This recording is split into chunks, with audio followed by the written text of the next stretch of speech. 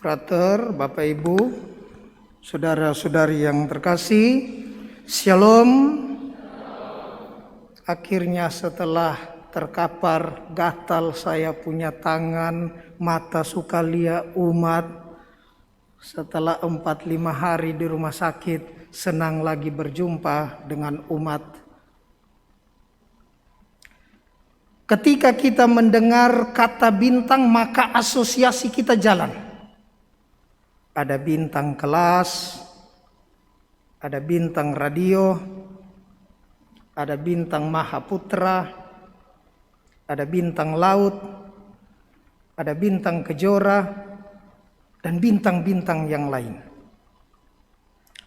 Tapi hari ini kita akan merenungkan pada pesta penampakan Tuhan, merenungkan tentang bintang yang nampak di ufuk timur yang dilihat oleh sarjana-sarjana kaum Majusi.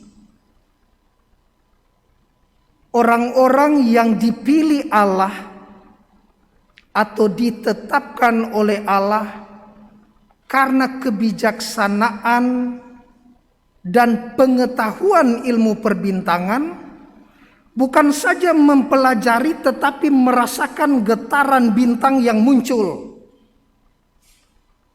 Ada 300 sekstilion bintang di jagat raya ini. Sekstilion itu 300 tambah 21 nol di belakang 300. Kalau mau sederhanakan mungkin ada 300 triliun miliar lebih bintang di dunia ini.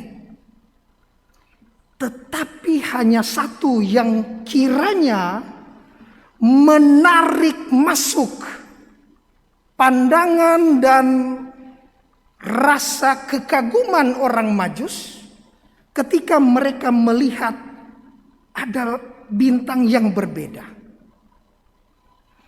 Yesaya dalam bacaan pertama mengatakan bahwa terang telah terbit atasmu. Terang yang bukan sekedar cahaya berkas sinar, tetapi terang yang menggetarkan hati bagi orang yang memandangnya. Di alam semesta, fenomena alam ini menceritakan siapa yang akan lahir, atau siapa yang sedang dinanti sekarang lahir. Memang pada zaman itu ketika Bait Allah mau disucikan lagi oleh Yudas Makabe, mereka pasang itu kalau perayaan Hanukkah itu harus 9 hari. Dan lampu minyak itu bertahan 1 hari 1 malam. Tapi karena ini situasi perang, maka minyak susah didapat. Ini terjadi di bumi. Kita tarik sebentar ketika gejala fenomena alam yang ada di atas ada sinar. Sekarang waktu pentabisan Bait Allah ada dalam kitab Makabe, lalu mereka pasang itu, mana ada minyak zaitun bertahan hanya 1 hari 1 malam, pasang saja yang ada. Maka ada 8 hari. Dan penyelenggaraan Allah, minyak yang hanya bisa bertahan 1 hari 1 malam, bisa bertahan sampai hari ke-8. Dan mereka merenungkan, pasti ada cahaya di atas segala cahaya yang menjaga mencahayai ini Hanukkah ini, Kakidian 9 ini. Di bumi terjadi mujizat, di langit dengan bintang timur, bintang di ufuk timur terang benderang menunjuk, memberi petunjuk bahwa Sang bayi Mesias Sang Raja telah lahir. Saudara-saudariku yang terkasih dalam Tuhan, Ketika para Majus datang ke Betlehem, mereka datang sambil membawa pertanyaan. Di manakah Raja Yahudi yang baru dilahirkan itu? Waktu itu tidak ada GPS, mau Sherlock melalui WA tidak ada. Tetapi mereka hanya mengikuti tanda. Dan tanda ini ada dalam nubuatan para nabi jauh sebelumnya. Maka Herodes yang terkejut beserta seluruh isi Yerusalem panggil tua-tua yang jago-jago itu. Coba kalian cari, adakah nubuat tentang Mesias? Oh ada, dia akan lahir di Bethlehem. Dalam Mika dia dikatakan akan lahir di Migdal Eder, di menara kawanan domba, tempat kuburan Rahel, dan seterusnya. Oh, rupanya betul ada. Begini, Mak, kau pergi duluan. Cari, kalau temukan, sampaikan kepada saya. Nanti saya juga akan pergi mendapati dan menyembah sang bayi. Ketika mereka tiba, dikatakan dalam Injil, bintang yang menuntun mereka berhenti tepat di atas bayi itu lahir. Mereka masuk, sujud menyembah dia, lalu mempersembahkan harta bendanya. Saudara-saudariku yang terkasih dalam Tuhan, pada pesta penampakan Tuhan ini 3 inspirasi sederhana yang boleh kita renung praktekkan di awal tahun ini.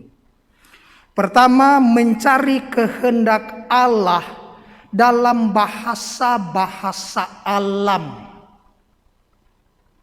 Alam berbicara banyak kepada kita. Banjir terjadi di mana-mana, alam bicara. Longsor ada di mana-mana, alam bicara. Ketika orang bertanya, pastor, mungkin alam sekarang marah kepada kita?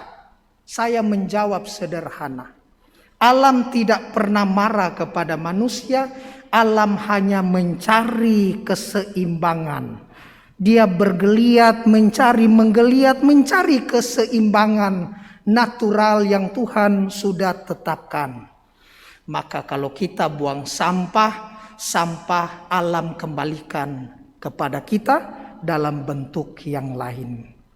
Kalau kita mampu melihat bahasa-bahasa alam, maka sederhananya kita juga mampu mencari dan menemukan kehendak Allah. Ini yang pertama. Yang kedua, penyembahan mendahului persembahan. Ketika 3 raja orang Majus mendapati Yesus, mereka tidak langsung buka emas sebagai simbol kejayaan rajawi. Mereka tidak persembahkan kemenyan sebagai simbol Mesias ilahi. Mereka tidak persembahkan langsung mur sebagai simbol kemanusiaan nanti ada dalam kematian sebagai manusia putra Bapa. Tidak. Tetapi ketika mereka masuk mendapati bayi, mereka sujud menyembah. Dan setelah sujud menyembah, mereka buka persembahan. Kadangkala datang banyak-banyak dalam KKR, dalam ibadat raya. Kenapa? Supaya persembahan banyak. Penyembahan mendahului persembahan. Poin yang terakhir, kita adalah peserta dan bukan pengamat. Peserta dalam janji akan keselamatan yang Tuhan Yesus berikan, kata bacaan kedua. Kita bukan lagi pengamat yang sibuk menyimak tanpa bertindak. Kita bukan lagi pengamat yang sibuk protes tanpa mau berproses. Tetapi kita semua adalah peserta yang nantinya diberikan hak ahli waris untuk beroleh kasih karunia Allah. Dikatakan dalam bacaan kedua, berkat pewartaan Injil, orang-orang bukan Yahudi pun, Orang-orang Mamajang pun turut menjadi ahli waris, menjadi anggota-anggota tubuh, serta peserta dalam janji yang diberikan Kristus Yesus. Saudara-saudariku yang terkasih, semoga pesta penampakan Tuhan Epifani pada hari ini memberikan daya, kekuatan, semangat spirit bagi kita menjalani hari-hari awal di tahun 2022 dengan satu semangat yang sama untuk senantiasa menjadi orang-orang yang mencari kehendak Allah, yang menjadi peserta di dalam kasih karunia Allah, dan serentak yang setia menyembahnya dalam roh dan kebenaran. Semoga demikian.